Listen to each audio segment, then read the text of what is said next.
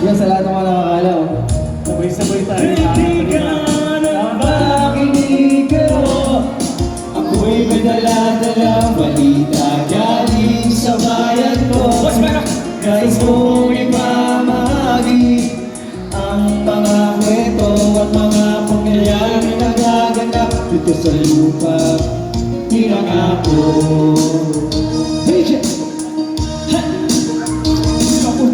Ako ay Pilipino sa isip at sa gawa. Ngunit bakit mga pinuno puro lang ang salita? Isang gobyerno na kaya isip murahin at patawanan. Pamilya kumakain ng kulang sa dalawang beses sa isang araw. Minsan wala nga palugaw. Bakit ganito kababaw? Isang pagkain nila wala na tinagkakainin ng batang ito.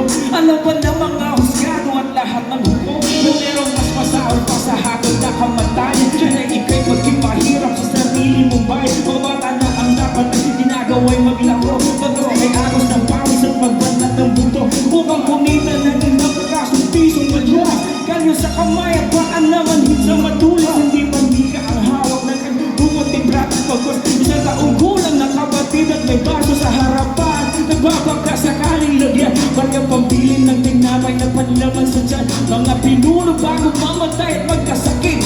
Sa sarap ng buhay sa akin kayo ay makulit. Makulit. Lapit mga kaibigan at makinig kayo.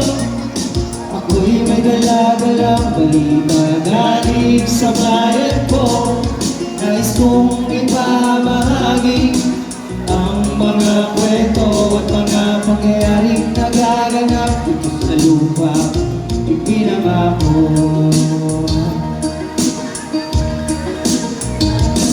Mga bakal na dumudura ng apoy at ng tiga. Tangan-tangan magpanood ng kasuotang konting pa. Bakit di mapagtugma ang mayaman ng tukas? Ang pananaw ang kapalit ay hapis at pagluluksa. Pare-pareho sundan, Musliman o Kristiyano. Ilan man ang masawi, di mo alam sino panalo.